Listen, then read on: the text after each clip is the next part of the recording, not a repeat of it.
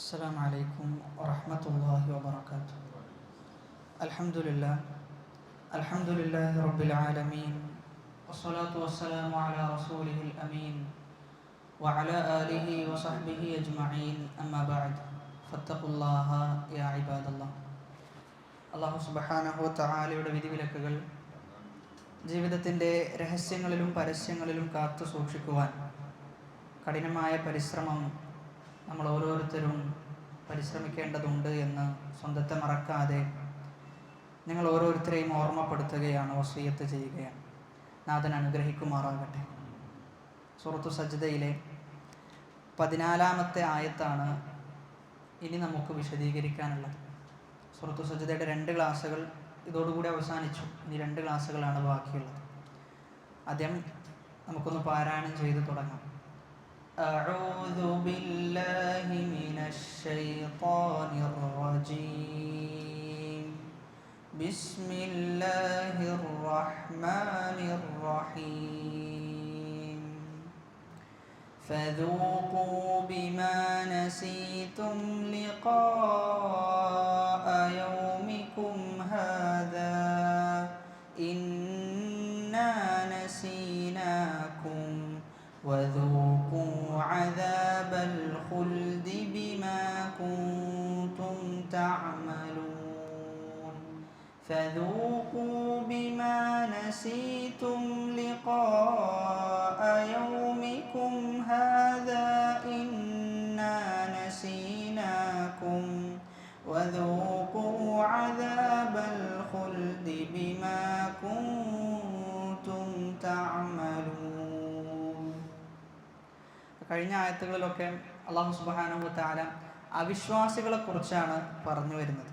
അവിശ്വാസികൾ പരലോകത്തെ നിഷേധിക്കുകയും അല്ലാഹു അവരുടെ മരണത്തെ പിടികൂടുകയും എന്നിട്ട് അവരെന്ത് ചെയ്യും, അല്ലാഹുവിലേക്ക് തന്നെ മടങ്ങുന്ന അവസ്ഥയുണ്ടാകും. അവർ ഖിയാമത്ത് നാൾ പരലോകത്തിലേക്ക് എത്തിക്കഴിഞ്ഞാൽ അവരുടെ തല താഴ്ത്തിക്കൊണ്ടാണ് എന്ത് ചെയ്യാം, അല്ലാഹുവിൻ്റെ അടുക്കലേക്ക് വരികയാണ്. എന്നിട്ട് അല്ലാഹു പറയാണ്, അല്ലാഹു ഉദ്ദേശിക്കുകയാണെങ്കിൽ എന്ത് ചെയ്യും, അല്ലാഹു എല്ലാ ആളുകൾക്കും ഹിദായത്ത് നൽകും. പക്ഷെ ജീവിതം പരീക്ഷണമാണ് എന്നുള്ളതുകൊണ്ട് തന്നെ അതിലെന്ത് ചെയ്യണം, ഓരോ ആൾക്കാരും സൽക്കർമ്മങ്ങൾ ചെയ്ത് മുന്നേറുകയും അത്തരത്തിലുള്ള ആളുകൾക്ക് അല്ലാഹു വിജയം നൽകുകയും എന്നാൽ തിന്മയിൽ മുഴുകുന്ന ആളുകൾക്ക് അല്ലാഹു എന്ത് ചെയ്യും, ശിക്ഷ, നരകം ഏർപ്പെടുത്തുകയും ചെയ്തിട്ടുണ്ട് എന്നാണ്. എന്നിട്ട് അല്ലാഹു അവർക്കുള്ള ശിക്ഷയെക്കുറിച്ച് പറയാണ്. അവർക്കുള്ള ശിക്ഷയെക്കുറിച്ച് അല്ലാഹു പറയാണ്, ഫദൂഖൂ ബിമാ നസീതും.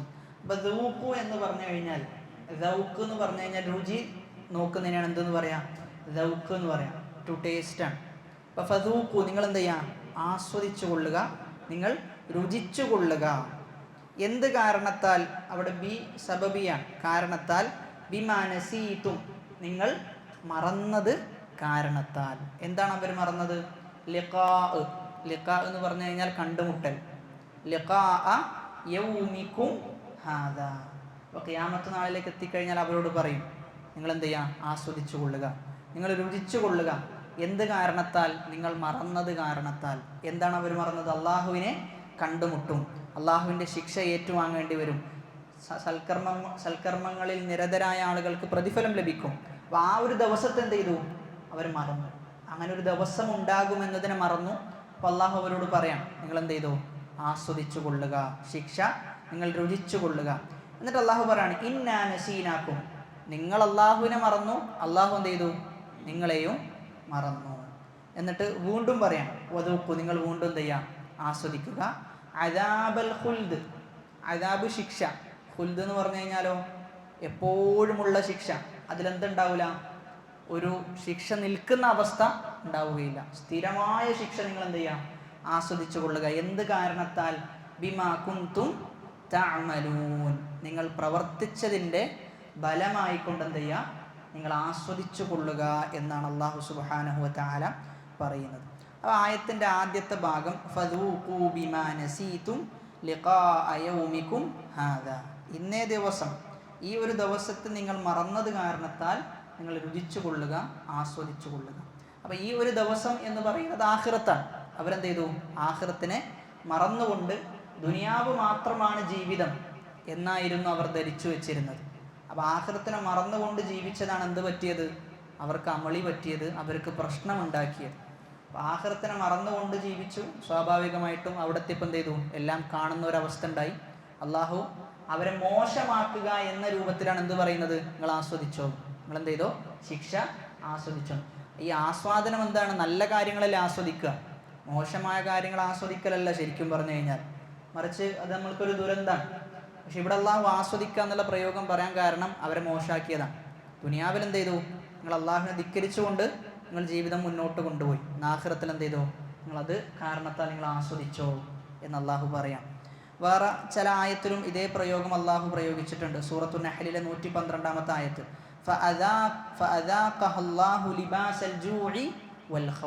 അള്ളാഹു അവരെ ജൂഇന്റെ വിശപ്പിന്റെ വസ്ത്രം അണിയിച്ചു എന്നാണ്. വിശപ്പിന്റെ വസ്ത്രം കൊണ്ട് എന്ത് ചെയ്തു, അള്ളാഹു അവരെ അത് അണിയിക്കുകയും അത് രുചിപ്പിക്കുകയും ചെയ്തു. വൽ ഖൗഫ്, ഭയത്തിൻ്റെയും. കാരണം എന്താ, ബിമാ കാനു യസ്നഊൻ, അവർ പ്രവർത്തിച്ചതിൻ്റെ, ചെയ്തു വെച്ചതിൻ്റെ ഫലമായിക്കൊണ്ട്. എന്നിട്ട് അള്ളാഹു പറയാണ്, ഇന്നാ നസീനാക്കും, നാം എന്ത് ചെയ്തിട്ടുണ്ട്, ഇന്നാ നാം, നസീന മറന്നിട്ടുണ്ട്, കും നിങ്ങൾ എന്ത് ചെയ്തിട്ടുണ്ട്, നാമും മറന്നിട്ടുണ്ട്. അപ്പം അള്ളാഹു മറക്കുമോ? പിന്നെന്താ ഇവിടെ മറന്നു എന്ന് പറയാൻ കാരണം? അതായത് ഇവിടെ ഉദ്ദേശിക്കുന്നത് അള്ളാഹു അവരെ കുറിച്ച് മറന്നുപോയി എന്നല്ല, അവരെന്ത് ചെയ്തു, അള്ളാഹു ഒഴിവാക്കിയെന്നാണ്. അവരല്ലാഹു ഗൗനിച്ചിട്ടില്ല. കാരണം ദുനിയാവിൽ അള്ളാഹുവിൻ്റെ കൽപ്പനയെ ഗൗനിക്കാത്ത ആൾക്കാരാണ് ആര്? ഈ അവിശ്വാസികൾ. പിന്നെ അള്ളാഹു ആഖിറത്തിൽ എന്തിനവരെ ഗൗനിക്കണം? അള്ളാഹ് എന്ത് ചെയ്തു, അവരുടെ കാര്യം ഒഴിവാക്കി വിട്ടു എന്നാണ്. അപ്പം അതുകൊണ്ടാണ് എന്ത് ചെയ്തത്, ആ രൂപത്തിൽ അള്ളാഹു പ്രയോഗിച്ചത്, ഇന്ന നസീനാക്കും.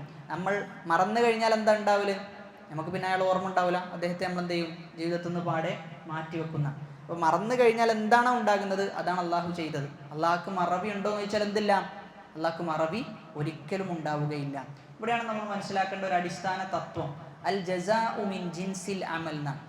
എന്താണോ ഒരുത്തൻ ചെയ്തു വെച്ചത് അതിനനുസരിച്ചിട്ടാണ് എന്ത്, പ്രതിഫലം. ദുനിയാവിൽ അള്ളാഹുവിനെ മറന്നു, ആഖിറത്തിൽ അള്ളാഹ് എന്ത് ചെയ്തു, അവരെയും മറന്നു. ദുനിയാവിൽ അള്ളാഹുവിനെ സൂക്ഷിച്ചു കഴിഞ്ഞാൽ, അള്ളാഹുവിനെ പേടിച്ചു കഴിഞ്ഞാൽ, അള്ളാഹുവിൻ്റെ കൽപ്പനകളും നിർദ്ദേശങ്ങളൊക്കെ കൃത്യമായി പാലിച്ചു കഴിഞ്ഞാൽ അള്ളാഹ് എന്ത് ചെയ്യും, അവരെ ഒരിക്കലും മറക്കൂല.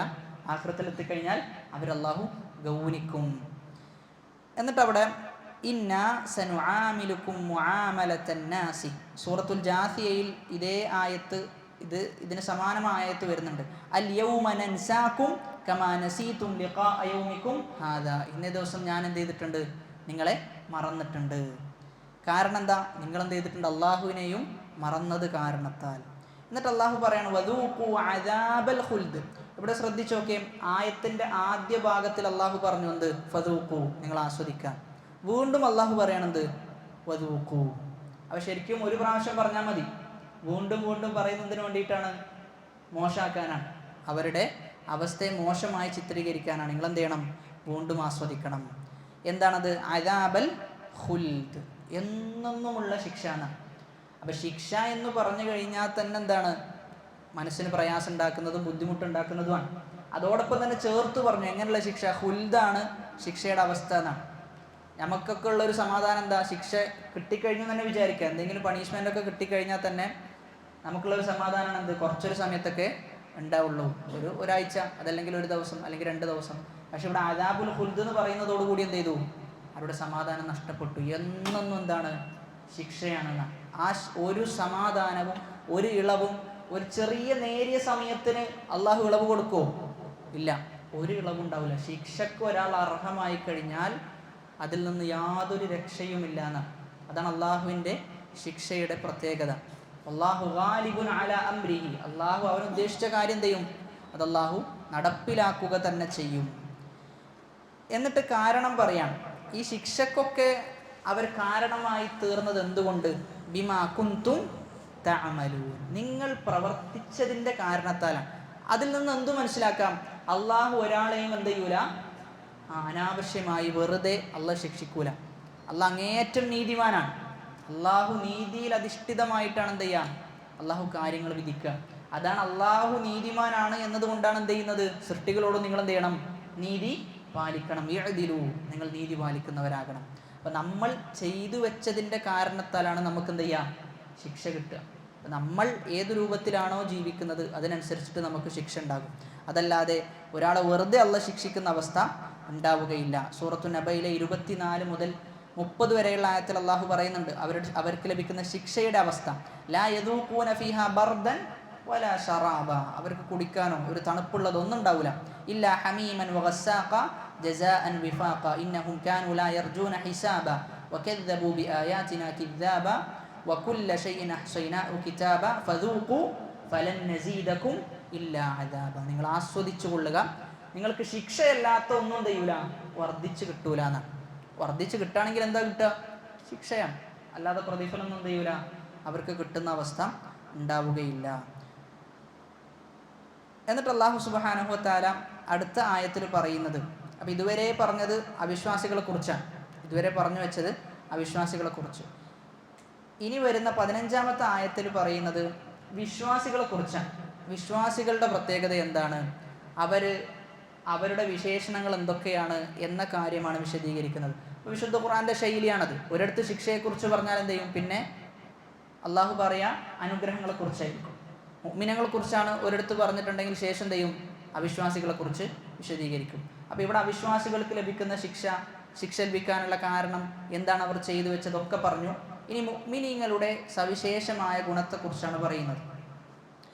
ഇന്നമാ യുഅ്മിനു ബിആയാതിനാ അല്ലദീന ഇദാ ദുക്കിറൂ ബിഹാ ഖറൂ സുജ്ജദൻ വസബ്ബഹൂ ബിഹംദി റബ്ബിഹിം വഹും ലാ യസ്തക്ബിറൂൻ.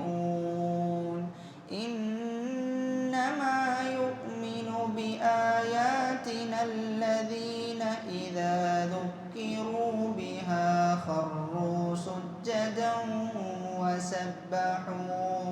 വസബ്ബഹൂ ബിഹംദി റബ്ബിഹിം വഹും ലാ യസ്തക്ബിറൂൻ. ഇന്നമ തീർച്ചയായും മാത്രമാണ്. ഇന്നമ എന്ന് പറഞ്ഞാൽ എന്താ? തീർച്ചയായും മാത്രമാണ്. യുഅ്മിനു വിശ്വസിക്കുന്നു, ബി ആയാത്തിന നമ്മുടെ ആയത്തുകളിൽ, നമ്മുടെ വചനങ്ങളിൽ, നമ്മുടെ ദൃഷ്ടാന്തങ്ങളിൽ എന്ത് ചെയ്യുന്നു? അവർ വിശ്വസിക്കുന്നു. അല്ലദീന എങ്ങനെയുള്ള ദൃഷ്ടാന്തമാണത്?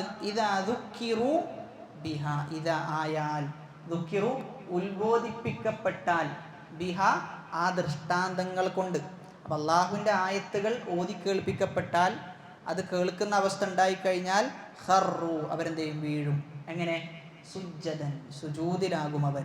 വസബ്ബഹു എന്നിട്ട് അള്ളാഹുവിനെ എന്ത് ചെയ്യും? പ്രകീർത്തിക്കും. അള്ളാഹുവിനെ പ്രകീർത്തിക്കും. ബിഹംദി റബ്ബിഹിം അള്ളാഹുവിനെ സ്തുതിച്ചുകൊണ്ട് എന്ത് ചെയ്യും? അവർ പ്രകീർത്തിക്കും. വഹും ലാ യസ്തക്ബിറൂൻ അവരെന്ത് ചെയ്യൂല? ഇസ്തക്ബറ യസ്തക്ബിറു എന്ന് പറഞ്ഞു കഴിഞ്ഞാൽ കിബർ കാണിക്കൂല, അവർ അഹങ്കാരം കാണിക്കുന്നവരല്ല. ഇവിടെ ഇപ്പോൾ ആദ്യമായിട്ട് പറയുന്നത് ഇന്നമാ യുഅ്മിനു ബി ആയാത്തിന, അവരെന്ത് ചെയ്യുന്നുണ്ട്? നമ്മുടെ ആയത്തിൽ അള്ളാഹു പറയാണ്, നമ്മുടെ ആയത്തിൽ അവർ വിശ്വസിക്കുന്നു. അപ്പോൾ വിശ്വാസമാണെന്ത് ആദ്യം ഉണ്ടാകേണ്ടത്. ഇന്നമാ യുഅ്മിനു ബി എന്നാണ് വന്നിട്ടുള്ളത്. യുഅ്മിനു ബി എന്ന് പറഞ്ഞു കഴിഞ്ഞാൽ സത്യപ്പെടുത്തുകയും അംഗീകരിക്കുകയും ചെയ്യുന്നതിനെയാണ് യുഅ്മിനു ബി എന്ന് പ്രയോഗിക്കുക. അപ്പോൾ ഖുർആനിൽ യുഅ്മിനു ബി എന്ന് പറഞ്ഞു കഴിഞ്ഞാൽ സത്യപ്പെടുത്തലുണ്ട്, അംഗീകരിക്കലും ഉണ്ട്.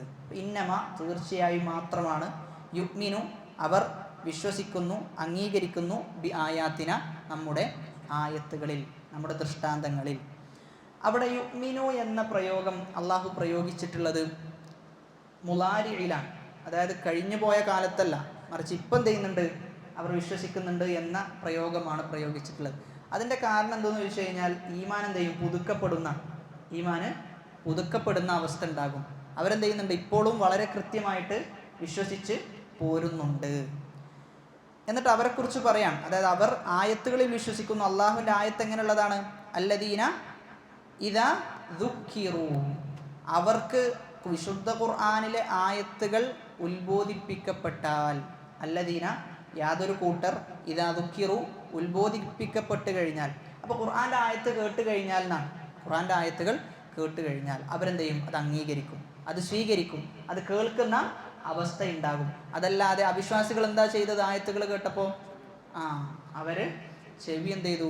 ചെവി അടച്ചു വെക്കുകയാണ് ചെയ്തത്, കേട്ടിട്ടില്ല, അതിലേക്ക് യാതൊരു ശ്രദ്ധയും അവർ കൊടുത്തിട്ടില്ല. എന്നാൽ മുഅ്മിനീങ്ങൾ എന്തല്ല, അങ്ങനെയല്ല എന്നാണ് പറയുന്നത്. അവർ ഉത്ബോധിപ്പിക്കപ്പെട്ട് കഴിഞ്ഞാൽ ഖറു സുജ്ജദൻ അവർ വിനയാനിതരായിട്ട് അള്ളാഹുവിന് എന്ത് ചെയ്യും? സുജൂദ് ചെയ്യും. വിനയാനിതരായിക്കൊണ്ട് അള്ളാഹുവിന് സുജൂദ് ചെയ്യുന്ന അവസ്ഥ ഉണ്ടാകും. അപ്പോൾ ഖറ എന്ന് പറഞ്ഞു കഴിഞ്ഞാൽ സുജൂദ് ചെയ്യാം, അതായത് ഭൂമിയിലേക്ക് വീഴുന്നതിനാണ് എന്തെന്ന് പറയാം, ഖറ എന്ന് പറയാം അറബിയിൽ, ഭൂമിയിലേക്ക് വീഴുക. അപ്പോൾ ഇവിടെ ഖുർആനിൽ നമ്മൾ ശ്രദ്ധിച്ചു കഴിഞ്ഞാൽ ഖറ എന്നതിൻ്റെ കൂടെ സുജ്ജദൻ എന്നാണ് എന്ത് ചെയ്യാറുള്ളത്, സാധാരണ പ്രയോഗിക്കാറുള്ളത്. സുജൂദാണ് ഖറ എന്നതിന് ശേഷം വരാറുള്ളത്. 2 സ്ഥലത്ത് മാത്രം എന്ത് ചെയ്തിട്ടുള്ളൂ, വ്യത്യസ്ത രൂപത്തിൽ വന്നിട്ടുള്ളൂ. ഒരിടത്ത് റുക്കൂഉമായി ബന്ധപ്പെടുത്തിയിട്ട് എന്ത് പറഞ്ഞിട്ടുണ്ട്, ഈ ഖറ എന്ന പ്രയോഗം പ്രയോഗിച്ചിട്ടുണ്ട്. സൂറത്തു സ്വാദിലെ 24-ാമത്തെ ആയത്ത് വഖറ റാക്കിഅൻ, വഖറ റാക്കിഅൻ. മറ്റൊന്ന് സൂറത്തുൽ ഇസ്രായിലെ 109-ാമത്തെ ആയത്ത് വയഖിറൂന ലിൽ അദ്ഖാനി യബ്കൂന വയസീദുഹും ഖുശൂഅ. അപ്പോൾ ഇതല്ലാത്ത എല്ലാ സ്ഥലത്തും ഖറ വീഴുക എന്നുള്ളത് സുജൂദുമായി ബന്ധപ്പെടുത്തിയിട്ടാണ് പറഞ്ഞിട്ടുള്ളത്. അപ്പോൾ അവരെന്ത് ചെയ്യും, അള്ളാഹുവിന് വിനയാനിതരായിക്കൊണ്ട് സുജൂദുകൾ അർപ്പിക്കും. അപ്പോൾ ആദ്യം പറഞ്ഞത് സുജൂദാണ്. കാരണം നിസ്കാരത്തിൽ സുജൂദിന് എന്തുണ്ട്, ഒരു പ്രത്യേകതയുണ്ട്. ഒരു അടിമ ഏറ്റവും കൂടുതൽ താഴ്ന്നു നിൽക്കുന്ന ഒരു അവസ്ഥയാണ് എന്തുള്ളത്, നിസ്കാരത്തിലെ സുജൂദിലുള്ളത്. കാരണം എല്ലാ അവയവങ്ങളും എന്ത് ചെയ്യാണ്, ഒരാളുടെ മുമ്പിൽ നമ്മൾ കുനിഞ്ഞ് ആ രൂപത്തിലാണ് നിലകൊള്ളുന്നത്. ഒരു സൃഷ്ടിയുടെ മുമ്പിൽ അങ്ങനെ ആർക്കെങ്കിലും നിൽക്കാൻ പറ്റുമോ? ഇല്ല. അപ്പം അത്രയും ഒരു അടിമ വിനയപ്പെടുന്ന അവസ്ഥ ഏതിലുണ്ട്, സുജൂദിലുണ്ട് എന്നുള്ളതാണ്. നമ്മുടെ കൈകാലുകളൊക്കെ എന്ത് ചെയ്യുന്നു, ഭൂമിയിൽ പതിപ്പിക്കുന്നു, നമ്മുടെ നെറ്റി ഭൂമിയിൽ പതിയുന്നു. എന്നിട്ട് എന്ത് ചെയ്യുന്നു, നമ്മൾ അവിടെ അള്ളാഹുവിനെ പ്രകീർത്തിക്കുകയാണ് ചെയ്യുന്നത്. റസൂലുള്ളാഹി സ്വല്ലല്ലാഹു അലൈഹി വസല്ലമ സുജൂദിനെ കുറിച്ച് പറയുന്നത് അഖ്റബു മാ യകൂനുൽ അബ്ദു മിൻ റബ്ബിഹി വഹുവ സാജിദുൻ. നിസ്കാരത്തിൽ തന്നെ ഏറ്റവും കൂടുതൽ അടുക്കുന്നത് എപ്പോഴാണ്, സുജൂദിൻ്റെ സന്ദർഭത്തിലാണെന്നാണ്. അള്ളാഹുവിനോട് ഏറ്റവും കൂടുതൽ അടുക്കുന്നത് സുജൂദിൻ്റെ സന്ദർഭത്തിൽ. അപ്പോൾ ആ സന്ദർഭത്തിൽ എന്ത് ചെയ്യണം, ഫഅക്സിറൂ മിനദ് ദുആ, നിങ്ങൾ എന്ത് വർദ്ധിപ്പിക്കണം, ദുആ വർദ്ധിപ്പിക്കണം എന്നാണ്. സുജൂദിലാണ് എന്ത് ചെയ്യേണ്ടത്, ദുആ ഏറ്റവും കൂടുതൽ വർദ്ധിപ്പിക്കേണ്ട ഒരു സ്ഥലം. കാരണം അള്ളാഹുവിനോട് ഏറ്റവും കൂടുതൽ അടുക്കുന്നത് സുജൂദിലാണ്. അപ്പോൾ ആ സന്ദർഭത്തിൽ പ്രാർത്ഥിച്ചു കഴിഞ്ഞാൽ പ്രാർത്ഥനയ്ക്ക് എന്ത് കിട്ടും, ഉത്തരം കിട്ടാനുള്ള സാധ്യത വളരെ കൂടുതലാണ്. അപ്പോൾ സുജൂദിൻ്റെ സമയത്തും നമ്മൾ പ്രാർത്ഥിക്കണം. പല ആളുകളും സാധാരണ നിസ്കാരം കഴിഞ്ഞാൽ അല്ലാത്ത ഒഴിവ് സമയത്തൊക്കെ പ്രാർത്ഥിക്കാറുണ്ട്. എന്നാൽ സുജൂദിൽ കിടന്ന് പ്രാർത്ഥിക്കുന്ന പ്രവണത അതും കൂടി എന്ത് ചെയ്യണം, നമുക്കുണ്ടാകണം. നല്ല ദീർഘമായ സുജൂദിൽ ഇരുന്നിട്ട് എന്ത് ചെയ്യണം, സുജൂദിൽ പ്രാർത്ഥിക്കണം കുറേ സമയം. ഒന്നാമത്തേത് സുജൂദിൽ പ്രാർത്ഥിക്കുക എന്നുള്ളത് കുറച്ചൊക്കെ പ്രയാസമാണ്. മറ്റേ രൂപത്തിൽ ഇരുന്ന് പ്രാർത്ഥിക്കുന്ന ഒരു സുഗന്ധം ഉണ്ടാവില്ല, സുജൂദ് ചെയ്ത് പ്രാർത്ഥിക്കുമ്പോൾ ഉണ്ടാവില്ല. അതിന് നല്ലൊരു ജുഹൂദ്, പരിശ്രമം എന്ത് ചെയ്യണം, നമ്മുടെ ഭാഗത്തുനിന്ന് വേണം. അപ്പം അങ്ങനെ സുജൂദിൽ പ്രാർത്ഥിക്കുന്ന ഒരു പ്രവണത നമുക്ക് ഉണ്ടാകണം. അതുകൊണ്ടാണ് റസൂലുള്ളാഹി സ്വല്ലല്ലാഹു അലൈഹി വസല്ലം ആ രൂപത്തിൽ പറഞ്ഞു വെക്കുന്നത്, നിങ്ങൾ സുജൂദിൽ പ്രാർത്ഥന വർദ്ധിപ്പിക്കുക. അപ്പോൾ ഒന്നാമത്തെ സവിശേഷ ഗുണം അതാണ്. ഒന്ന്, അവർ വിശ്വാസികളാണ്. രണ്ടാമത്തേത്, ആയത്തുകൾ കേട്ട് കഴിഞ്ഞാൽ എന്ത് ചെയ്യും, അവർ വിനയാനിതരായിക്കൊണ്ട് സുജൂദ് ചെയ്യും. അപ്പോൾ ഇവിടെ നമ്മൾ ആലോചിക്കേണ്ട ഒരു വിഷയമുണ്ട്. ആയത്തുകൾ കേട്ട് കഴിഞ്ഞാൽ അത് മനസ്സിൽ ഉൾക്കൊള്ളാനുള്ള ഒരു സ്വഭാവം ഉണ്ടാകുന്നത് വിശ്വാസികൾക്കാണ്.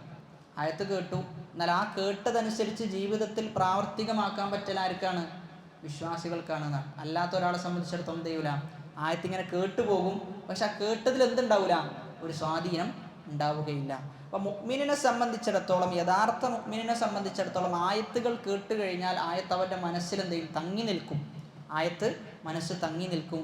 ആ ആയത്ത് ചിലപ്പോൾ അവൻ്റെ ജീവിതത്തിൽ തന്നെ എന്ത് ചെയ്യും, മാറ്റിമറിക്കുന്ന അവസ്ഥകൾ ഉണ്ടാകും. അപ്പം അങ്ങനെ എന്ത് ചെയ്യണം, നമുക്ക് വിശുദ്ധ ഖുർആനുമായി ബന്ധപ്പെടുത്തി നമ്മൾ മനസ്സിലാക്കേണ്ടത് ഏത് ആയത്താണ് നമ്മുടെ ജീവിതത്തിൽ ഒരു മാറ്റം കൊണ്ടുവന്നത് എന്ന് ചോദിക്കുമ്പോൾ എന്ത് ചെയ്യാൻ പറ്റണം, ആ ആയത്തുകൾ നമുക്ക് പറയാൻ പറ്റണം.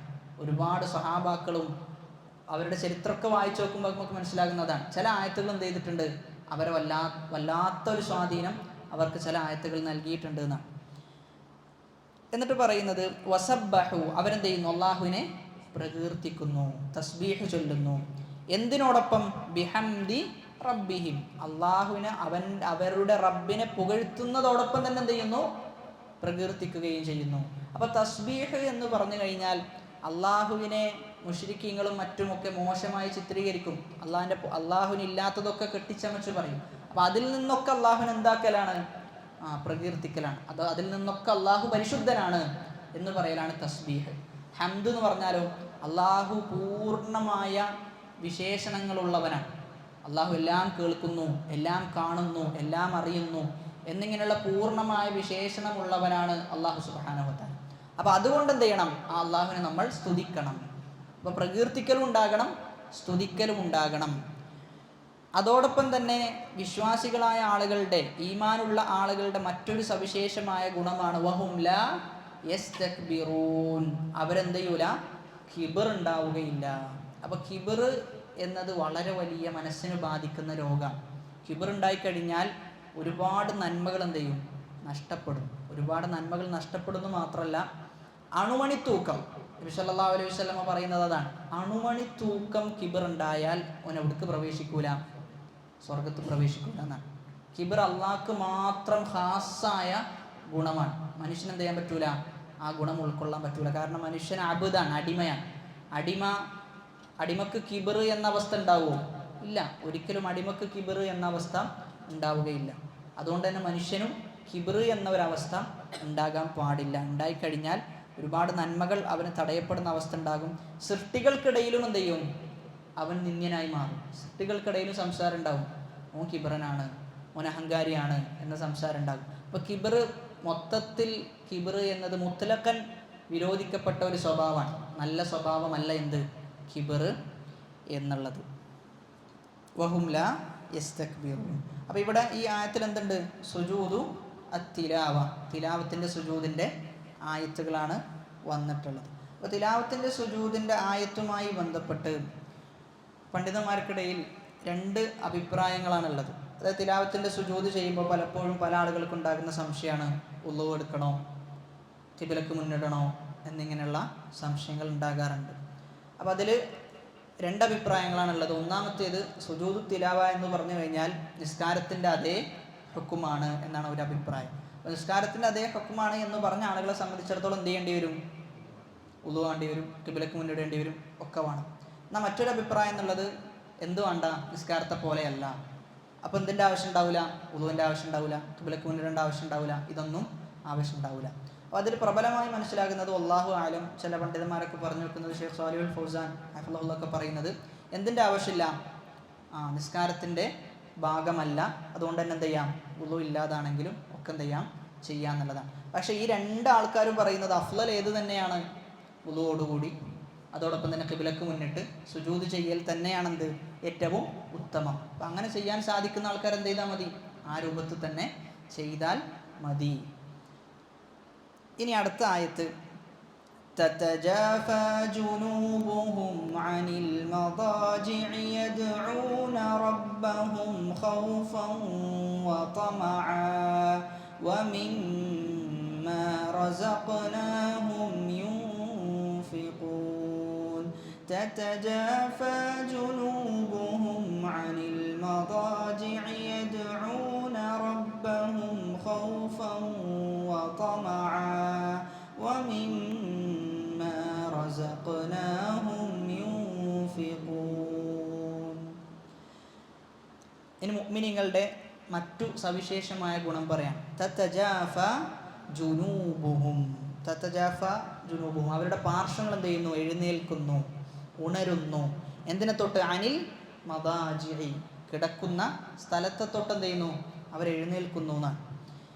എന്തിനാണ്, യദ്ഊന റബ്ബഹും, അവരുടെ റബ്ബിനോട് എന്ത് ചെയ്യുന്നു, അവർ പ്രാർത്ഥിക്കുന്നു. ആ പ്രാർത്ഥനക്ക് രണ്ട് ഗുണങ്ങളാണ്, ഒന്ന് ഖൗഫൻ വതമഅൻ, ഒന്ന് പേടിയുണ്ട്, പേടിയോട് കൂടിയിട്ടാണ് പ്രാർത്ഥിക്കുന്നത്. അതോടൊപ്പം തന്നെ ത്വമഉണ്ട്, അള്ളാഹുവിൻ്റെ റഹ്മത്തിൽ എന്തുണ്ട്, പ്രതീക്ഷയുമുണ്ട്. വമിമ്മാ റസഖ്നാഹും, നാം അവർക്ക് റിസ്കായി നൽകിയതിൽ, ഉപജീവന മാർഗമായി നൽകിയതിൽ നിന്ന് അവരെന്ത് ചെയ്യുന്നു, യുൻഫിഖൂൻ, അവർ ചെലവഴിക്കുന്നു. ഒന്നാമത്തെ ഗുണം, ഒന്നാമത്തെ സവിശേഷമായ ഗുണം രാത്രി നിസ്കരിക്കുന്ന ആളുകളാണ്. അതാണ് തതജാഫാ ജുനൂബുഹും. ഈ തതജാഫ എന്ന് പറഞ്ഞു കഴിഞ്ഞാൽ അറബിയിൽ അൽ ജഫ്വ, അതായത് അവരെഴുന്നേൽക്കുന്നത് എങ്ങനെയാണ് എഴുന്നേൽക്കുന്നത്, ജഫ്വത്തിൽ നിന്നാണ് തതജാഫ എന്ന പദം, എന്ന ക്രിയ വന്നിട്ടുള്ളത്. എഴുന്നേൽക്കുന്നത് ഇഷ്ടത്തോടു കൂടിയല്ല, അതായത് ഉറങ്ങണം, ഉറക്കത്തോടൊരു വെറുപ്പ്, ആ വെറുപ്പിൽ നിന്നാണ് എന്ത് ചെയ്യുന്നത്, എഴുന്നേൽക്കുന്നത് എന്നാണ്. അതായത് ഉറക്കിനോടെന്ത്, ഒരു വെറുപ്പ്, ആ വെറുപ്പിൽ നിന്ന് എന്ത് ചെയ്യുന്നു, എഴുന്നേൽക്കുന്നു. അപ്പോൾ അവിടെ നമ്മൾ മനസ്സിലാക്കേണ്ടത്, ഉറങ്ങണം എന്ന താല്പര്യത്തിൽ നിന്നല്ല എന്ത് ചെയ്യുന്നത്, അവർ എഴുന്നേൽക്കുന്നു. പക്ഷെ ഉറക്കിനോടൊരു വെറുപ്പിൽ നിന്ന് എന്ത് ചെയ്യുന്നു, എഴുന്നേൽക്കുന്നു. ആർക്ക് വേണ്ടിയിട്ട്, അള്ളാഹ്ക്ക് വേണ്ടിയിട്ട് എന്നാണ്. അള്ളാഹ്ക്ക് വേണ്ടിയിട്ട് അവരെന്ത് ചെയ്യുന്നു, ഉറക്കൊഴിവാക്കിയിട്ട് എഴുന്നേൽക്കുന്നു.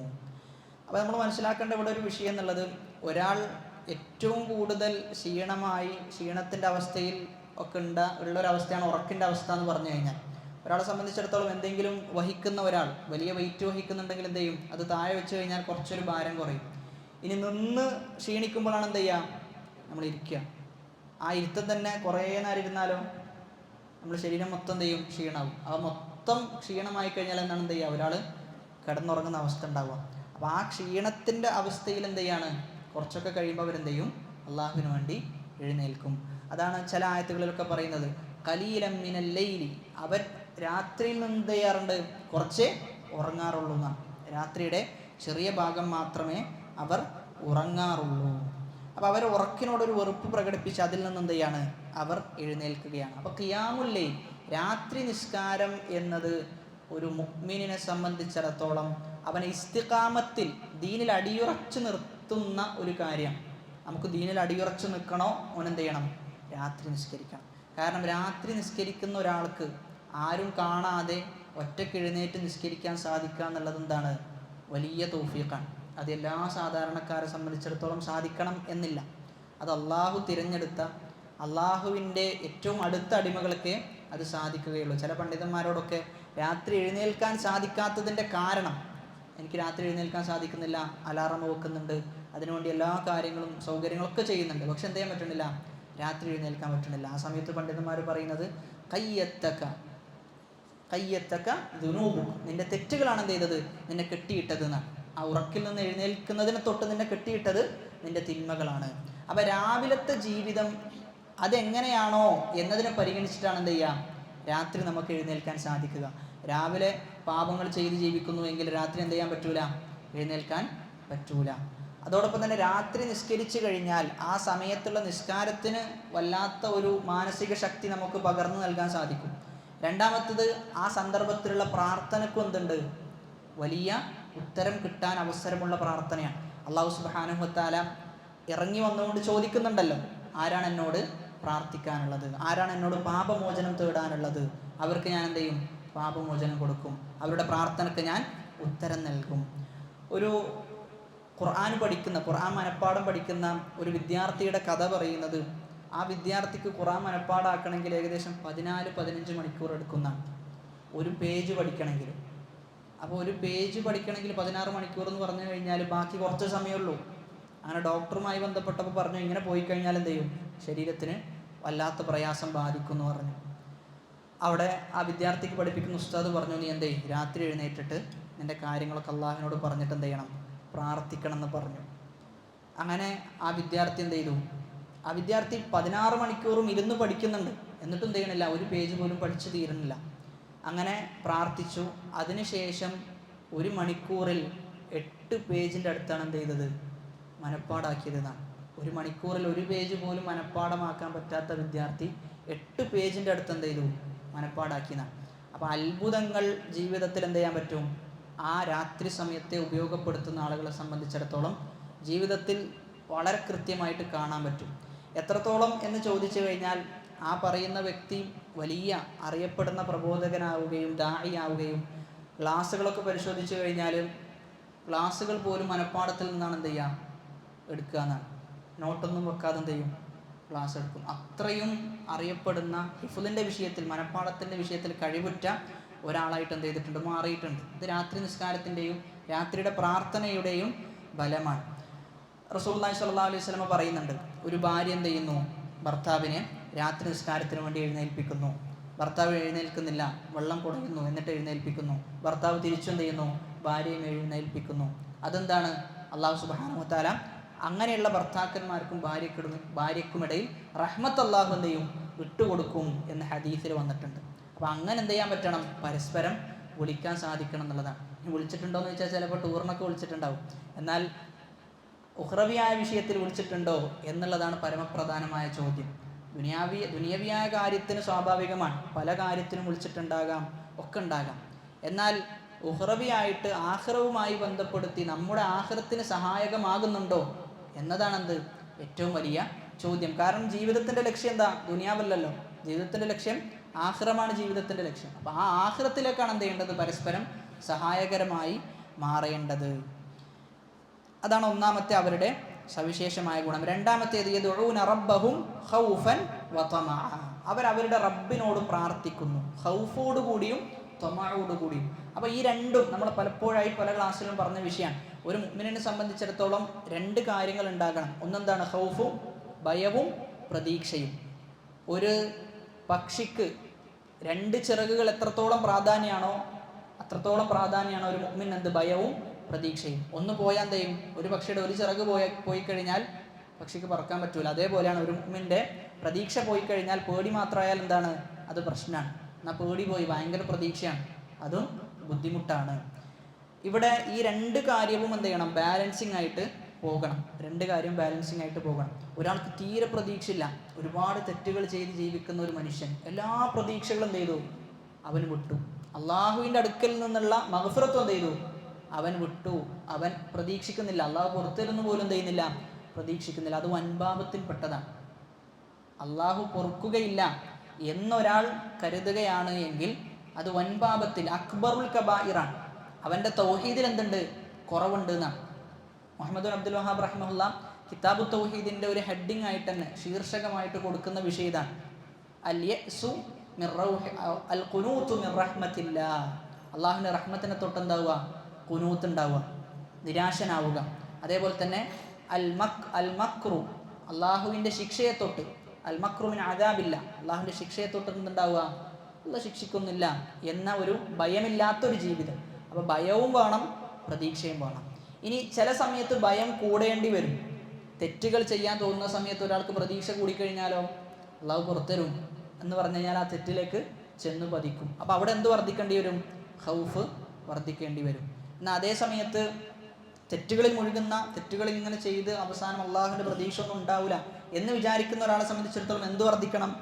റജാ വർദ്ധിക്കണം. അപ്പോൾ രണ്ടും വേണം. നമുക്ക് ഭയപ്പാടും ഉണ്ടാകണം, പ്രതീക്ഷയും ഉണ്ടാകണം. പ്രാർത്ഥിക്കുന്ന സമയത്തും എന്ത് ചെയ്യണം? ഈ പറയുന്ന പ്രാർത്ഥനയുടെ സമയത്ത്, നിസ്കാരത്തിൻ്റെ സമയത്ത്, ഈ ഇവിടെ ഒരു 25-26 നോമ്പൊക്കെ നമ്മളിലൂടെ കടന്നു പോകുമ്പോൾ നമുക്കുണ്ടാകേണ്ട ഏറ്റവും വലിയ വേവലാതിയാണെന്ത്? ഈ ചെയ്തതൊക്കെ സ്വീകരിക്കുമോ എന്നുള്ളത്. ഇന്നമാ യതഖബ്ബലുല്ലാഹു മിനൽ മുത്തഖീൻ. അള്ളാഹു സ്വീകരിക്കുന്നത് തഖ്വയുള്ള ആളുകളിൽ നിന്നാണ്, മുത്തഖീങ്ങളിൽ നിന്നാണ് അള്ളാഹു സ്വീകരിക്കുക എന്നാണ്. ഈ ആയത്തുകൾ കേട്ടിട്ട് സ്വഹാബാക്കളിൽ പല ആളുകളും എന്ത് ചെയ്തിട്ടുണ്ട്? ഭയപ്പെട്ടിട്ടുണ്ട് എന്നാണ്. കാരണം അള്ളാഹു ഏതെങ്കിലും ഒന്ന് സ്വീകരിച്ചാൽ മതി എന്നെന്ത് ചെയ്തിരുന്നു? അവർ ആശിച്ചിരുന്നു. അങ്ങനെയുള്ള ഒരു ആശയും പേടി എന്ത് ചെയ്യണം? നമ്മൾ ചെയ്യുന്ന സൽക്കർമ്മവുമായി ബന്ധപ്പെട്ടുണ്ടാകും. അങ്ങനെ പേടിച്ചു കഴിഞ്ഞാൽ അമലുകൾ എന്ത് ചെയ്യുള്ളൂ? ഒരുപാട് ചെയ്യുന്ന അവസ്ഥ ഉണ്ടാവുള്ളൂ. ഇതൊരാൾ ചെയ്യുന്നു, ഓനക്ക് ഉറപ്പാണെന്ത്? അള്ളാഹു സ്വീകരിച്ചിട്ടുണ്ടാവും എന്നെങ്കിലും പിന്നെന്ത് ചെയ്യൂല? അത് ചെയ്യുന്ന അവസ്ഥ ഉണ്ടാവില്ല. അള്ളാഹു സ്വീകരിച്ചിട്ടുണ്ടോ എന്ന് പേടിയുള്ള ഒരാളെ സംബന്ധിച്ചിടത്തോളം വീണ്ടും വീണ്ടും സൽക്കർമ്മങ്ങൾ ചെയ്യും. അള്ളാഹു സ്വീകരിക്കാത്തൊരവസ്ഥ ഉണ്ടായാലോ എന്ന ഒരു ഭയത്താൽ. എന്നിട്ട് അള്ളാഹു പറയാണ്, വമിമ്മാ റസഖ്നാഹും, നാം അവർക്ക് റിസ്ഖായി നൽകിയതിൽ എന്ത് ചെയ്യുന്നു? യുൻഫിഖൂൻ, അവർ ചെലവഴിക്കുന്നു. മിമ്മാ എന്നാണ്, നാം നൽകിയതിൽ നിന്ന് ചിലത് എന്നാണ്, എല്ലാം എന്നല്ല. നാം നൽകിയതിൽ നിന്ന് എന്ത് ചെയ്യുന്നു? ചിലത് അവർ അൻഫഖ യുൻഫിഖു യുൻഫിഖൂൻ, അവർ ചെലവഴിക്കുകയും ചെയ്യുന്നു. അപ്പോൾ ഇവിടെ അവർ ചെലവഴിക്കുന്നു എന്ന് പറയുമ്പോൾ അതിൽ സക്കാത്ത് പെടും, സ്വതക്ക പെടും, ഇതൊക്കെ എന്ത് ചെയ്യും? അതിൽ ഉൾപ്പെടും. അപ്പം നമ്മുടെ റിസ്ക്, നമുക്ക് നൽകിയ റിസ്ക് ആര് നൽകിയതാണ്?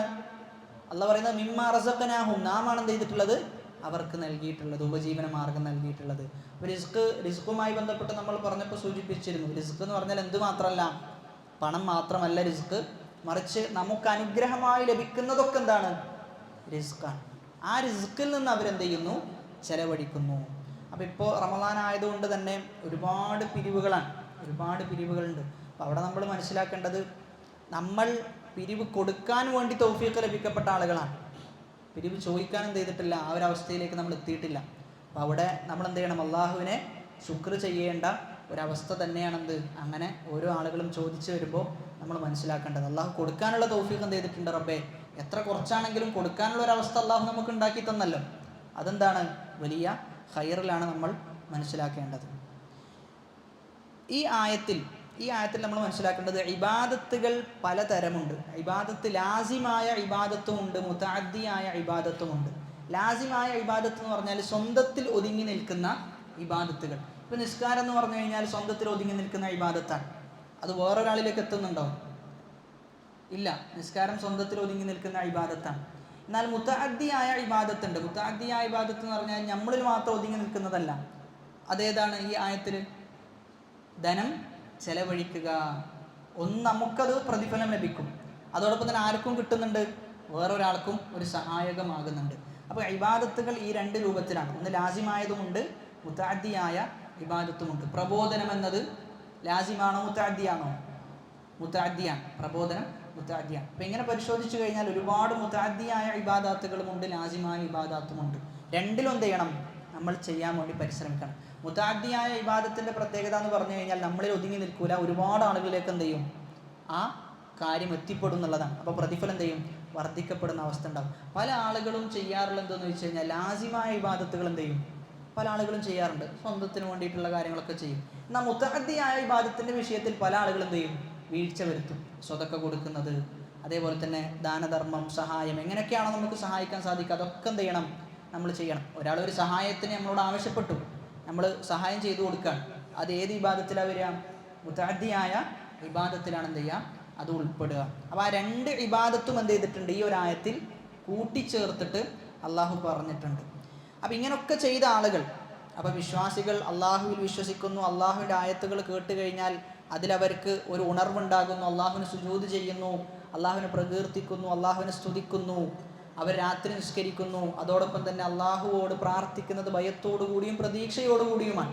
ഇങ്ങനെയൊക്കെ ചെയ്ത ആളുകൾക്ക് എന്താണ് ലഭിക്കാൻ പോകുന്നത് എന്നാണ് എന്ത് ചെയ്യുന്നത്? അടുത്ത ആയത്തിൽ അള്ളാഹു പറയുന്നത്, فَلَا تَعْلَمُ نَفْسٌ مَّا أُخْفِيَ لَهُم مِّن قُرَّةِ أَعْيُنٍ جَزَاءً بِمَا كَانُوا يَعْمَلُونَ فَلَا تَعْلَمُ نَفْسٌ مَّا أُخْفِيَ لَهُم مِّن قُرَّةِ أَعْيُنٍ جَزَاءً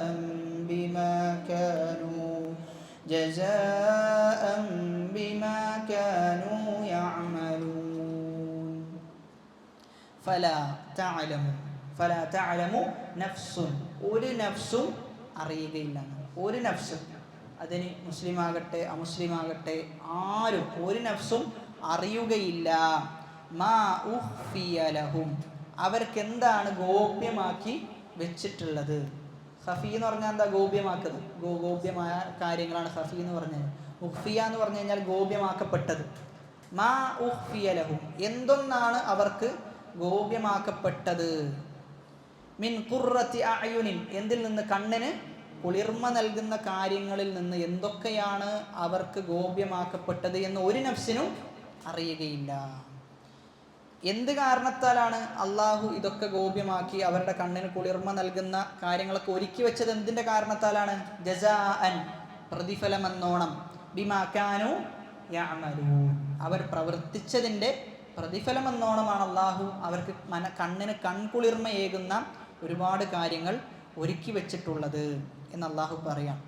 ഹസനുൽ ബസ്രി റഹിമഹുല്ല പറയാം, എന്തുകൊണ്ടാണ് അള്ളാഹു രഹസ്യമാക്കി വെച്ചത്? അള്ളാഹു ആർക്കും എന്ത് ചെയ്തിട്ടില്ല? അറിയിച്ചു കൊടുത്തിട്ടില്ല. എന്താണ് അവിടുത്തെ അനുഭൂതികൾ എന്നത് ഒരാൾക്കും ചെയ്യാൻ പറ്റൂല. അതായത് ദുനിയാവിൻ്റെയും സ്വർഗത്തിൻ്റെയും അവസ്ഥ എന്ന് പറഞ്ഞു കഴിഞ്ഞാൽ പേരുകൾ കൊണ്ട് മാത്രമാണ് എന്തുള്ളത്? സാമ്യത ഉള്ളത്. ബാക്കി ഒന്നും കൊണ്ട് എന്തില്ല? സാമ്യത ഇല്ല. ഇപ്പോൾ ഇവിടുത്തെ ഒരു ആപ്പിൾ എന്ന് പറയുകയാണെങ്കിൽ അവിടെ എന്തുണ്ട്? ആപ്പിൾ ഉണ്ടാകും, പക്ഷേ നമ്മൾ കണ്ട രുചി ആയിരിക്കൂല, നമ്മൾ കണ്ട വലിപ്പമായിരിക്കൂല, നമ്മൾ കണ്ട കളറായിരിക്കൂല, എല്ലാത്തിലും എന്തുണ്ടാവും? വ്യത്യാസം ഉണ്ടാവും. അപ്പോൾ അള്ളാഹു ഗോപ്യമാക്കി വെച്ചു എന്നാണ് അള്ളാഹു സുബ്ഹാനഹു വ തആല പറയുന്നത്. അതെന്തുകൊണ്ടെന്ന് ചോദിച്ചു കഴിഞ്ഞാൽ അടിമകൾ എന്ത് ചെയ്തിട്ടുണ്ട്? ചില നന്മകൾ ആരും അറിയാതെ ചെയ്തു വെച്ച ചില നന്മകളുണ്ട്. അപ്പോൾ ആ നന്മകളുടെ പ്രതിഫലം എന്നോണമാണ് എന്ത് ചെയ്യുന്നത്? ആരും കാണാതെ അള്ളാഹു ഗോപ്യമാക്കിയിട്ട് വെച്ചിട്ടുള്ളത്. ഈ ആയത്ത് റസൂലുള്ളാഹി സ്വല്ലല്ലാഹു അലൈഹി വസല്ലം ഓതുന്ന ഒരു സന്ദർഭമുണ്ട്, റസൂൽ പാരായണം ചെയ്യുന്ന സന്ദർഭം. നബി സല്ലല്ലാഹു അലൈഹി വസല്ലം പറയാണ്, അഅദത്തു ലിഇബാദി അസ്സാലിഹീന മാ ലാ ഐനുൻ റഅത് വലാ ഉദുനുൻ സമിഅത് വലാ ഖതറ അലാ ഖൽബി ബശർ. ഒരു കണ്ണും കാണാത്ത, ഒരു കാതും കേൾക്കാത്ത, ഒരു മനസ്സിനും വിഭാവനം ചെയ്യാൻ സാധിക്കാത്തത് എന്ത് ചെയ്തിട്ടുണ്ട്? അള്ളാഹു അടിമകൾക്ക് ഒരുക്കി വെച്ചിട്ടുണ്ട് എന്ന് ഖുദ്സിയായ ഹദീസാണ്. എന്നിട്ട് നബി സല്ലല്ലാഹു അലൈഹി വസല്ലം ഈ ആയത്ത് ഓതി. ഏത്? ഫലാ തഅലമു നഫ്സുൻ മാ ഉഖ്ഫിയ ലഹും മിൻ ഖുർറത്തി അഅ്യുൻ. ഇനി സ്വർഗത്തിൻ്റെ അവസ്ഥ വിശദീകരിക്കുകയാണെങ്കിൽ തന്നെ നബി സല്ലല്ലാഹു അലൈഹി വസല്ലം പറയുന്നത് മൻ യദ്ഖുലുൽ ജന്നത യൻഅം ലാ യബ്അസ്, ഒരുത്തൻ സ്വർഗ്ഗത്ത് പ്രവേശിച്ചു കഴിഞ്ഞാൽ അനുഗ്രഹത്തിലാണ് എന്ത് ചെയ്യുക, ജീവിക്കാം. ഒരു വിഷമിക്കുന്ന ഒരവസ്ഥ എന്തുണ്ടാവില്ല, സ്വർഗത്തിൽ ഉണ്ടാവുകയില്ല. ലാ തബ്ലാ സിയാബുഹു, അവൻ്റെ വസ്ത്രം നുരുമ്പിപ്പോകുന്ന അവസ്ഥയും സ്വർഗത്തിലില്ല. വലാ യഫ്നാ ശബാബുഹു, അവൻ്റെ യുവത്വം നഷ്ടപ്പെടുന്ന അവസ്ഥയും സ്വർഗത്തിലില്ല. യുവാവായിട്ടാണ് എന്ത് ചെയ്യുക, സ്വർഗത്തിൽ ജീവിക്കാം. അതാണ് ഒരു സ്ത്രീ വന്നിട്ട് റസൂലിനോട് ചോദിക്കാം, എനിക്ക് സ്വർഗത്ത് പ്രവേശിക്കാൻ പറ്റുമോ എന്ന് ചോദിക്കുമ്പോൾ വിശ്വാസം ചിരിച്ചു മറുപടി പറയുന്നുണ്ട്. എന്താണ്? വൃദ്ധയായ ആളുകൾക്ക് എന്തില്ല, സ്വർഗത്തിൽ പ്രവേശനമില്ല. എല്ലാവരും എന്താണ്, എങ്ങനെയാണ് പ്രവേശിക്കുക? യുവാക്കളും യുവതികളുമായിട്ടാണ് എന്ത് ചെയ്യുക, സ്വർഗത്ത് പ്രവേശിക്കാന്ന് നബി സല്ലല്ലാഹു അലൈഹി വസല്ലം മറുപടി പറയുന്നുണ്ട്. ഫിൽ ജന്നതി മാ ലാ ഐനുൻ റഅത് വലാ ഉദുനുൻ സമീഅത് വലാ ഖതറ അലാ ഖൽബി ബശർ. അപ്പോൾ സ്വർഗത്തിൽ എല്ലാ ആളുകളും ഒരേ പ്രായക്കാരായിരിക്കും, സമപ്രായക്കാരായിരിക്കും സ്വർഗത്തിൽ. ഇനി വലിയ ആളാകട്ടെ ചെറിയ ആളാകട്ടെ എല്ലാ ആളുകളും സ്വർഗത്തിൽ സമപ്രായക്കാരായ രൂപത്തിലായിരിക്കും ഉണ്ടാവുക. എന്നിട്ട് അല്ലാഹു സുബ്ഹാനഹു വ തആല അടുത്ത ആയത്തിൽ ഈ പറയുന്ന മുഅ്മിനീങ്ങളും അതോടൊപ്പം തന്നെ അവിശ്വാസികളും, ആദ്യം അവിശ്വാസികളെ കുറിച്ച് പറഞ്ഞു, പിന്നെ മുഅ്മിനീങ്ങളെ കുറിച്ച് പറഞ്ഞു. ഇനി ഇവർ രണ്ടുപേരും എന്താവൂല, സമമാവൂല എന്ന് അല്ലാഹു എന്ത് ചെയ്യാണ്, തെര്യപ്പെടുത്തുക. അഫമൻ കാന മുഅ്മിനൻ കമൻ കാന ഫാസിഖൻ ലാ യസ്തവൂൻ അഫമൻ കാന മുഅ്മിനൻ കമൻ കാന ഫാസിഖൻ ലാ യസ്തവൂൻ. അഫമൻ, ഒരുവൻ ആണോ, അല്ലെ? ആ ആദ്യത്തിലുള്ള ഹംസ എന്നത് ഇസ്തിഫാമിൻ്റെ ഹംസയാണ്, ചോദ്യത്തിന് വേണ്ടിയിട്ട്. ആണോ, ഒരുവൻ ആണോ. കാന മുഅ്മിനൻ, മുഅ്മിനായ ഒരുവനാണോ. കമൻ കാന ഫാസിഖൻ, ഫാസിഖായ ഒരുത്തനെ പോലെയാണോ. ഒരു മുഅ്മിനാണ്, എന്നാൽ ഓന് ഫാസിഖിനെ പോലെയാണോ എന്നാണ് അള്ളാഹ് ചോദിക്കുന്നത്. അള്ളാഹ് അറിയാൻ വേണ്ടി ചോദിക്കുന്നതല്ല, മറിച്ച് എന്ത് ചെയ്യാണ്, ഒരു കാര്യം സ്ഥിരപ്പെടുത്താൻ വേണ്ടി ചോദിക്കാം. ലാ യസ്തവൂൻ, അവർ എന്താവൂല, ഒരിക്കലും ഒരുപോലെ ആവുകയില്ല, സമമാവുകയില്ല. ബുദ്ധിപരമായിട്ടും സമമാവുകയില്ല, ദീനീപരമായി നോക്കുകയാണെങ്കിൽ എന്തല്ല, അവർ സമമല്ല. രണ്ടിലും എന്തുണ്ട്, വ്യത്യാസമുണ്ട്. അപ്പോൾ മുഅ്മിൻ ആരെപ്പോലെയല്ല, ഫാസിഖിനെ പോലെയല്ല. രണ്ടാളുകളും തമ്മിൽ വളരെ വലിയ അന്തരമുണ്ട് എന്ന് അള്ളാഹു പഠിപ്പിക്കാം. ഒരുപാട് ആയത്തിൽ ഈ ആശയം അള്ളാഹു പറഞ്ഞു വെക്കുന്നുണ്ട്. സൂറത്തുൽ ഹശ്റിലെ 20-ാമത്തെ ആയത്ത്, ലാ യസ്തവി അസ്ഹാബുൻ നാരി വലാ അസ്ഹാബുൽ ജന്നതി അസ്ഹാബുൽ ജന്നതി ഹുമുൽ ഫായിസൂൻ. അപ്പോൾ നരകക്കാരും സ്വർഗ്ഗക്കാരും ഒരേപോലെ ആവുമോ? ഇല്ല. സ്വർഗ്ഗക്കാരാണ് എന്ത് ചെയ്യാം, വിജയികൾ എന്ന് അല്ലാഹു സുബ്ഹാനഹു വ തആല പറയുന്നു. സൂറത്തു സാദിലെ 28-ാമത്തെ ആയത്ത്, അം നജഅലുൽ ലദീന ആമനു വഅമിലുസ് സ്വാലിഹാതി കൽ മുഫ്സിദീന ഫിൽ അർദ്. വിശ്വസിച്ച അമൽ സ്വാലിഹാത്തുകൾ ചെയ്യുന്ന ആളുകളെ നമ്മൾ ഭൂമിയിൽ കുഴപ്പമുണ്ടാക്കുന്നവരെ പോലെയാണോ നമ്മൾ കാണുന്നത്? അം നജഅലുൽ മുത്തഖീന കൽ ഫുജ്ജാർ, അതല്ല മുത്തഖീങ്ങളായ ആളുകളെ തെമ്മാടികളെ പോലെയാണോ നമ്മൾ കാണുന്നത് എന്നും ചെയ്യുന്നുണ്ട്, അള്ളാഹു പറയുന്നുണ്ട്. അപ്പം അള്ളാഹു അങ്ങനെയല്ല കാണുന്നത്. രണ്ടാളും തമ്മിൽ എന്തുണ്ട്, വലിയ വ്യത്യാസമുണ്ട്. അപ്പോൾ അത് ദുനിയാവിൽ നമ്മൾ പരിശോധിച്ചു കഴിഞ്ഞാലും ഒരു ദീനീപരമായിട്ട് മുന്നോട്ട് പോകുന്ന ആളുകൾക്ക് എന്തുണ്ടാകും, വളരെ കൃത്യനിഷ്ഠതയും മറ്റു കാര്യങ്ങളൊക്കെ ഉണ്ടാകും, നല്ല സ്വഭാവത്തിൻ്റെ ഉടമയായിരിക്കും. എന്നാൽ അതേ സമയത്ത് ഒരാൾക്ക് ഈമാനിൽ കുറവുണ്ട് എങ്കിൽ അതിലെന്തിലും കുറവുണ്ടാവും, ഒരുപാട് നല്ല ഗുണങ്ങളിലും കുറവുണ്ടാവും. എപ്പോഴും റിലീജിയസ് ആയ ആളുകളാണ് എന്ത്, പലപ്പോഴും ദുനിയാവിലും മുന്നിട്ട് നിൽക്കുന്നതായി കാണാൻ സാധിക്കുക. കാരണം എത്രത്തോളം റിലീജിയസ് ആണോ അത്രത്തോളം എന്ത് ചെയ്യും, നല്ല കൃത്യനിഷ്ഠതയും മറ്റു കാര്യങ്ങളൊക്കെ ജീവിതത്തിൽ ഉണ്ടാകും. അപ്പോൾ ഒരുത്തൻ കൃത്യമായ ഈമാനോടുകൂടി ജീവിക്കുകയാണ് എങ്കിൽ, ഇസ്ലാമിൻ്റെ കൽപ്പനകളും നിർദ്ദേശങ്ങളൊക്കെ പാലിച്ച് ജീവിക്കുകയാണെങ്കിൽ നല്ലൊരു ജീവിതം ദുനിയാവിൽ എന്ത് ചെയ്യും, അവന് ലഭിക്കും. നല്ല സ്വഭാവത്തിൻ്റെ ഉടമയായിരിക്കും അവൻ. കാരണം ഒരുപാട് നല്ല ഗുണങ്ങൾ ഇസ്ലാം എന്ത് ചെയ്യുന്നുണ്ട്, പഠിപ്പിക്കുന്നുണ്ട്. ഇപ്പോൾ ചില വീഡിയോസൊക്കെ നമ്മൾ പരിശോധിച്ച് കഴിഞ്ഞാൽ ഒരുപാട് വീഡിയോസ് ഇപ്പോൾ മോട്ടിവേഷനുമായി ബന്ധപ്പെട്ട് സമയത്തെ എങ്ങനെ ഉപയോഗപ്പെടുത്താം, സമയം എങ്ങനെ കളയാതിരിക്കാം, ഇതൊക്കെ എത്രയോ കൊല്ലങ്ങൾക്ക് മുമ്പ് എന്ത് ചെയ്തിട്ടുണ്ട്, ഇസ്ലാമിക ഉലമാക്കൾ എഴുതി വെച്ച ഗ്രന്ഥങ്ങളുണ്ട്. ഇസ്ലാമിക പണ്ഡിതന്മാരൊക്കെ പരിശോധിച്ച് കഴിഞ്ഞാൽ ഒരു സെക്കൻഡ് പോലും ചെയ്യൂല വെറുതെ അവർ ഒഴിവാക്കാറുണ്ടായിരുന്നില്ല എന്ന് കാണാൻ പറ്റും. അത്രയും കൃത്യനിഷ്ഠതയോട് കൂടിയിട്ടാണ് സമയം അവരെന്ത് ചെയ്തത്, കൊണ്ട് നടന്നത്. അതാണ് ചില ഉലമാക്കളൊക്കെ പറയുന്നത്, സമയത്തിന് അവർ ദിർഹമിനേക്കാളും ദീനാറിനേക്കാളും പ്രാധാന്യം എന്തിനു നൽകിയിരുന്നു, സമയത്തിന് നൽകിയിരുന്നു. അവരേറ്റവും കൂടുതൽ വെറുത്ത കാര്യമാണ് എന്ത്, സലഫുകൾ ഏറ്റവും കൂടുതൽ വെറുത്ത രണ്ട് കാര്യങ്ങൾ. എന്നാൽ നമ്മൾ ഏറ്റവും കൂടുതൽ ഇഷ്ടപ്പെടുന്ന രണ്ട് കാര്യങ്ങൾ. ഒന്ന് ഭക്ഷണവും മറ്റൊന്ന് ഉറക്കവും. സലഫുകൾ ഏറ്റവും കൂടുതൽ വെറുത്തിരുന്നു എന്നാണ്. ഭക്ഷണം കഴിക്കണമല്ലോ എന്ന് വിചാരിച്ചിട്ടാണ് എന്ത് ചെയ്യുക, കഴിക്കുക. നമ്മളോ ഭക്ഷണം എന്തായാലും കഴിക്കണം, അതുകൊണ്ടാണ് എന്ത് ചെയ്യുന്നത്, കഴിക്കുന്നത്. സലഫുകളോ ഉറങ്ങണ്ടേ, ശരീരത്തിന് ഉറക്കം ആവശ്യമാണ്, അതുകൊണ്ട് എന്ത് ചെയ്യുന്നു, ഉറങ്ങുന്നു. നമ്മൾ ശരീരത്തിന് ഉറക്കം ആവശ്യമില്ലെങ്കിലും എന്ത് ചെയ്യും, നമ്മൾ ഉറങ്ങുന്നുള്ളതാണ്. ചില ഉലമാക്കളെ കുറിച്ചൊക്കെ പറയുന്ന, സലഫുകളെ കുറിച്ച് പറയുന്നത്, അവരെന്ത് ചെയ്യൂല, കറികൾ ഭക്ഷണത്തിൻ്റെ ഒപ്പം അപ്പത്തിനൊപ്പം കൂട്ടൂല എന്നാണ്. കാരണം കറി കൂട്ടിയാൽ എന്ത് ചെയ്യും, പുറത്തു പോകുന്നത് കൂടും.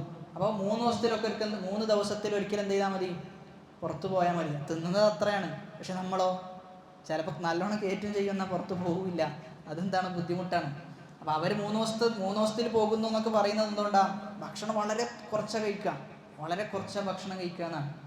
അപ്പം അത് അവരുടെ ജീവിതത്തിൽ നിഴലിച്ചു നിന്നതായി കാണാൻ പറ്റും.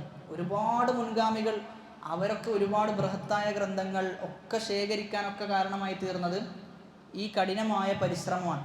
കാരണം ഭക്ഷണം അതിനു വേണ്ടിയിട്ടുള്ളതാണ്. ഭക്ഷണം എന്തല്ല, ഭക്ഷണം എത്രയാണോ ആവശ്യം അത്ര തിന്നുക എന്നുള്ളതാണ്. മറിച്ച് അതിനേക്കാളും അപ്പുറം തിന്ന് അതിൻ്റെ ബാക്കിൽ ഇങ്ങനെ നടക്കുക എന്നുള്ളത് അവരുടെ ശീലമായിരുന്നില്ല. അവരുടെ ഉറക്കത്തെക്കുറിച്ചൊക്കെ പറയാറുള്ളത് 3 മണിക്കൂറൊക്കെ ചില ഉലമാക്കൾ എന്ത് ചെയ്യാറുള്ളൂ, ഉറങ്ങാറുള്ളൂ എന്ന്. അപ്പം അത് ഓരോ ആൾക്കാരുടെയും ശരീരത്തിനനുസരിച്ചിട്ട് എന്ത് ചെയ്യും, വ്യത്യാസപ്പെടും. ഇപ്പോൾ ചുരുക്കി പറഞ്ഞു കഴിഞ്ഞാൽ ഒരാൾ എത്രത്തോളം ദീനുമായി ബന്ധപ്പെടുന്നുവോ അതിനനുസരിച്ചിട്ട് ഒരുപാട് ഉപകാരം ദുനിയവിയായിട്ടും ലഭിക്കും എന്നത് തീർച്ചയാണ്. അടുത്ത ആയത്തിൽ അമ്മല്ലദീന ആമനൂ വഅമിലുസ്സാലിഹാതി ഫലഹും ജന്നാതുൽ മഅവാ നുസുലൻ ബിമാ കാനൂ യഅമലൂൻ. അമ്മല്ലദീന ആമനൂ വഅമിലുസ്സാലിഹാതി ഫലഹും ജന്നാതുൽ മഅവാ നുസുലൻ ബിമാ കാനൂ യഅമലൂൻ. എന്നിട്ട് അള്ളാഹു 2 ആൾക്കാരും സമമല്ല എന്ന് പറഞ്ഞു. എന്നിട്ട് വിശ്വാസികൾ എന്തുകൊണ്ട് സമമല്ല, അവിശ്വാസികളും വിശ്വാസികളും എന്തുകൊണ്ട് സമമല്ല എന്ന കാരണം അള്ളാഹു വ്യക്തമാക്കുകയാണ്. അമ്മല്ലദീന ആമനു, അമ്മ എന്നാൽ, അല്ലദീന യാതൊരു കൂട്ടർ, ആമനു അവർ വിശ്വസിച്ചു, വഅമിലു അസ്സാലിഹാത്ത് സൽക്കർമ്മങ്ങൾ ചെയ്തു, ഫലഹും അവർക്കുണ്ട്, ജന്നാതുൽ മഅ്വാ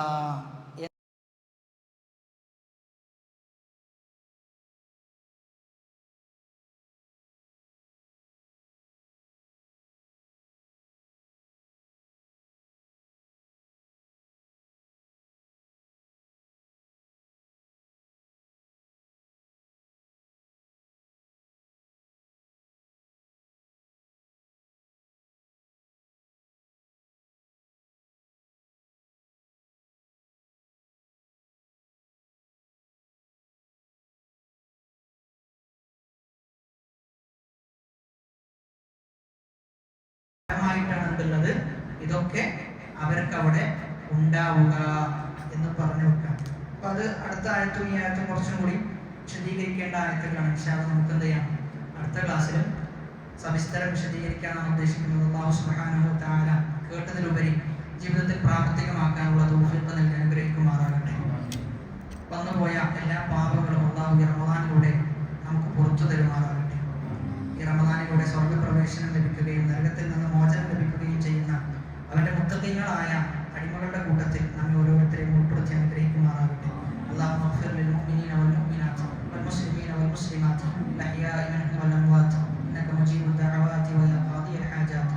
റബ്ബനാ ആതിനാ ഫിദ് ദുനിയ ഹസന വഫിൽ ആഖിറതി ഹസന വഖിനാ അദാബൻ നാർ. ربنا آتنا في الدنيا حسنة وفي الآخرة حسنة وقنا عذاب النار. آمين آمين برحمتك يا أرحم الراحمين. سبحانك اللهم وبحمدك أشهد أن لا إله إلا أنت أستغفرك وأتوب إليك.